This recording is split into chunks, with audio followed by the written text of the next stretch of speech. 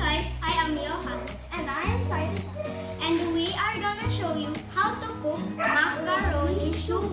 First, let's prepare the ingredients. We need hot dog, pork liver, and pork. Now we have the veggies, carrot and cabbage. And we also need seasonings, pepper, salt, creamy milk, and cornstarch. And don't forget the main ingredient, macaroni. Now, let's cook. Now let's put a little bit oil on the pan. Once the oil is hot, let us add the onion and garlic.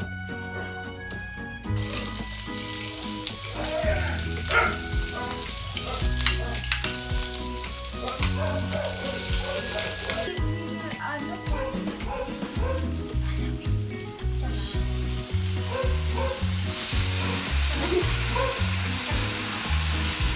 And we will cook it until it's brown.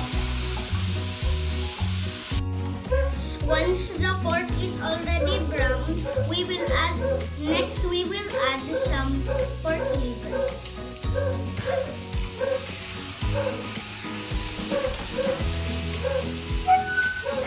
Now, I will add the hot dog.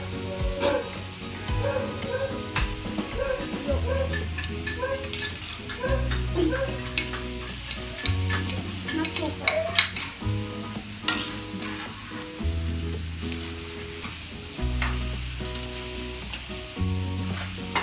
Now that is already cooked, let's put some water.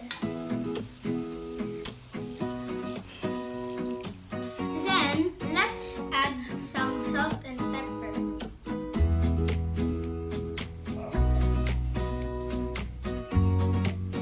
Then let's add the macaroni and carrots.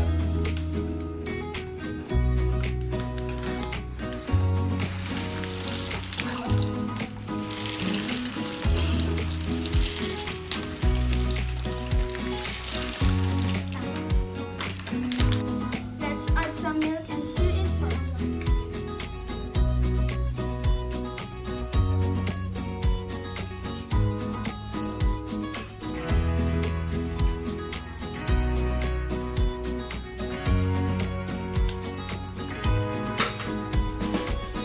Now let's add the cornstarch slurry.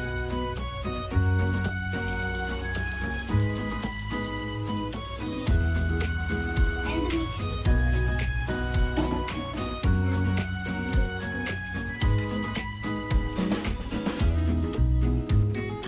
And then, lastly, we will add the cabbage.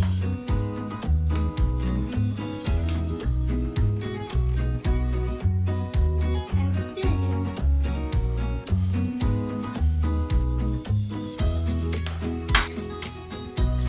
It looks so yummy. I can't wait to taste it. Same. And this is our final product. I hope it tastes good.